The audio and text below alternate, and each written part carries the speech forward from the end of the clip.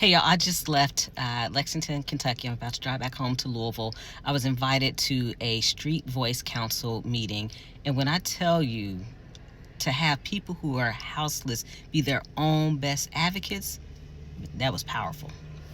So for folks who may not be aware, in Kentucky, there's this House Bill 5 that was passed last year, 2024, and it criminalizes poverty, which we know ain't right. And so this was literally a room full of people who were houseless and houseless advocates. And the houseless folks were sharing their stories about how they've been cited and arrested and served time under this House Bill 5 that criminalizes houselessness. And the stories, my goodness, the stories. This one gentleman, a black man, talked about how he was arrested in November of 2024 for sleeping under a tent. And it was really a piece of tarp, and he got 90 days, but then got an upcharge for a parole violation for getting arrested for sleeping under a tarp, and ended up serving 6 months and just got out last month, March 2025. That's the criminalization of poverty. That's the criminalization of houselessness.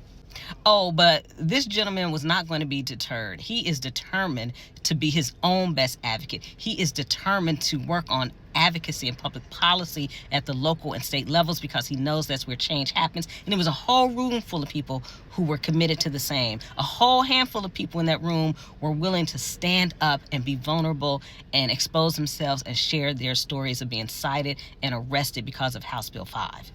And now I've done talks before, 2023 through 2025 now, about House Bill 5. So you can go back and you can see some history about the bill and the damage that it will do across this Commonwealth. In fact, the damage it's already doing. Because you probably saw the video I did about the pregnant woman who was in active labor in Louisville last year, 2024, Louisville, Kentucky, and was cited for being houseless, and she was waiting on her husband to call an ambulance to take her to the hospital so she could deliver her baby.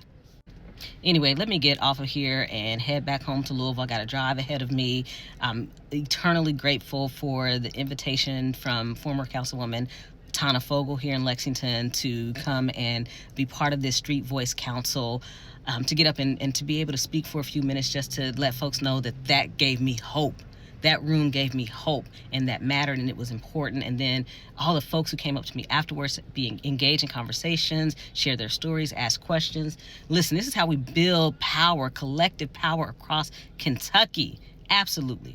All right, y'all, till next time. Peace.